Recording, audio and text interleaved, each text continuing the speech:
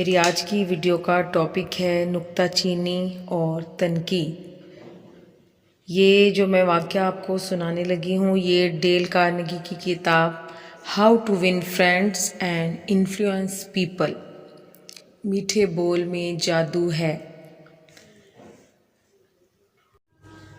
اس video میں ہم Abraham Lincoln کے بارے میں بات کریں گے جو امریکی سیاستدان اور امریکہ کا 16واں صدر تھا۔ لنکن جب آخری سانسیں لے رہا تھا تو اس کے وار سیکرٹری نے کہا کہ دنیا نے ایسا پختہ کار اور مکمل حاکم کبھی نہیں دیکھا جیسا کہ لنکن تھا۔ لوگوں کے ساتھ معاملہ کرنے میں لنکن کی کامیابی کا کیا راز تھا؟ لنکن کے سوانح حیات کا مطالعہ میں آج تک برابر کرتا رہا ہوں۔ پورے 3 برس اس کوشش پر صرف کیے کہ لنکن کی زندگی کے حالات لکھوں۔ ایک بار نہیں کئی بار لکھوں اور اس کتاب کا نام رکھوں نامعلوم لنکن۔ میرا خیال ہے کہ میں لنکن کی زندگی کے حالات کا اس قدر گہرا اور تفصیلی مطالعہ کیا اور اس کی شخصیت اور خانگی زندگی پر اتنا غور کیا کہ اس سے زیادہ ممکن نہیں تھا۔ میں نے خاص طور پر اس چیز کا مطالعہ کیا کہ لنکن اپنے جیسے انسانوں کے ساتھ کیسا برتاؤ کرتا تھا۔ کیا وہ لوگوں کو حقیر سمجھتا تھا؟ ہاں، جب ابھی وہ جوان تھا تو ایسے خطوط اور نظمیں لکھا کرتا تھا جن میں وہ لوگوں کا مذاق اڑاتا اور ان خطوط کو دیہات کی سڑکوں پر ڈال دیا کرتا تھا۔ راہگیر ان خطوں کا اٹھا لیتے تھے۔ جن دنوں وہ وکالت کرتا تھا وہ اپنے حریفوں پر کھلم کھلا حملے کرتا اور ان کی مذمت میں اخباروں میں خطوط چھپواتا۔ ایک مرتبہ تو وہ حد سے تجاوز کر گیا۔ 1842 کے موسم خزاں میں اس نے ایک مغرور لڑاکے آئرش سیاستدان کا مذاق اڑایا۔ اس کا نام جیمز شیلڈز تھا۔ لنکن نے اسپرنگ فیلڈ رسالے میں ایک گمنام خط شائع کرایا جس میں اس کی خوب تذلیل کی گئی تھی۔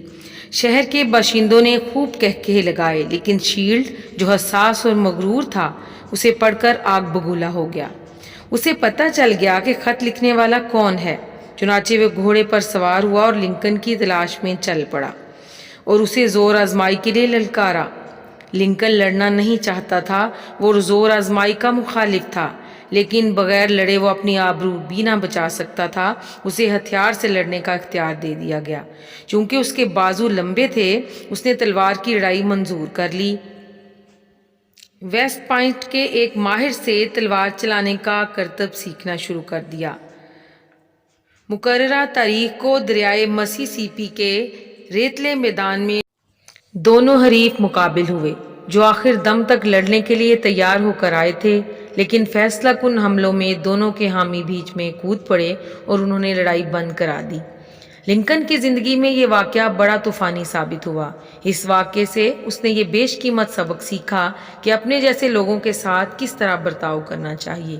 اس نے اس کے بعد کسی کو توہین آمیز خط کبھی نہیں لکھا، نہ کبھی کسی کا مذاق اڑایا اور نہ ہی اس کے بعد اس نے کسی شخص پر کسی قسم کی نکتہ چینی کی۔ خانہ جنگی کے دوران میں لنکن پوٹومیک کی فوج کے جرنیل یکے بعد دیگرے بدلتا رہا اور ان میں سے ہر ایک فاش غلطیوں کا مرتکب ہوا، یہاں تک کہ مایوسی کے عالم میں لنکن فرش پیمائی کرتا رہتا تھا۔ قوم نے ان نالائق جرنیلوں کی مذمت کی، لیکن لنکن نے کہ اس کا دل سب کی طرف سے صاف تھا اپنے ایمان کو متزلزل نہ ہونے دیا۔ اس کا ایک محبوب مقولہ تھا کہ دوسروں کا محاسبہ نہ کرو ورنہ تمہارا بھی محاسبہ کیا جائے گا۔ اور جب لنکن کی بیوی اور دوسرے لوگ دشمنوں کو سخت کلمات کہتے تو لنکن جواب دیتا، ان پر نکتہ چینی نہ کرو، ان جیسے حالات میں ہم ہوں تو ہم بھی وہی کریں جو وہ کر رہے ہیں۔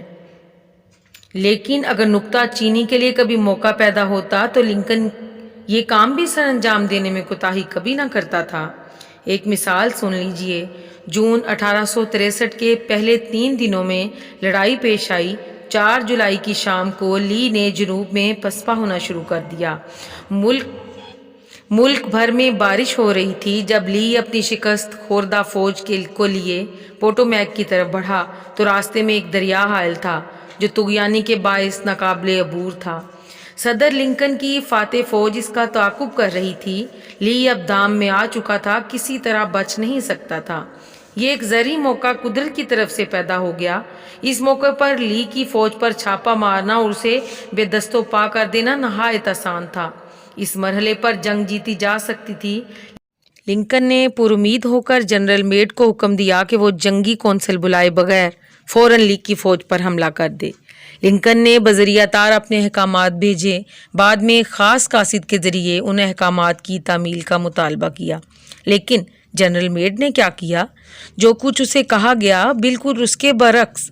لنکن کے احکام کو پس پشت ڈالتے ہوئے اس نے جنگی کونسل بلائی، اس نے تعامل کیا، اس نے تاخیر کی، اس نے بذریعہ تار ہر طرح کے عذرات پیش کیے۔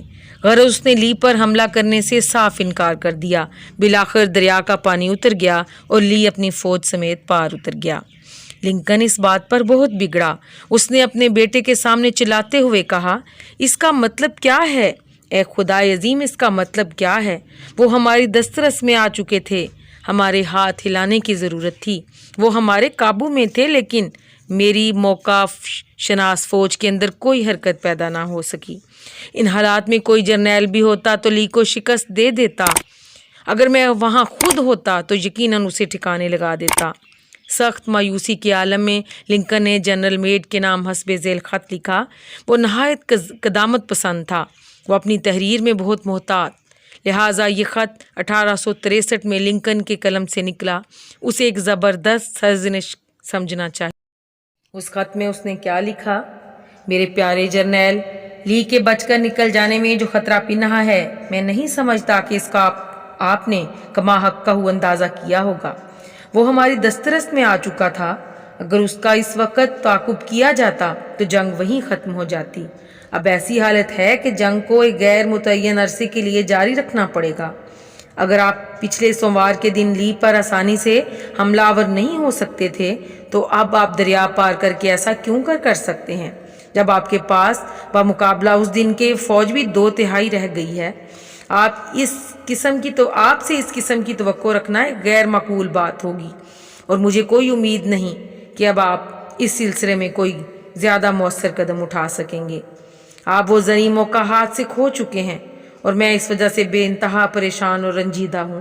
آپ کے خیال میں جرنیل میڈ نے یہ خط پڑھ کر کیا کیا ہوگا؟ میڈ نے یہ خط کبھی دیکھا ہی نہیں۔ لنکن نے اسے ڈاک کے حوالے ہی نہیں کیا تھا۔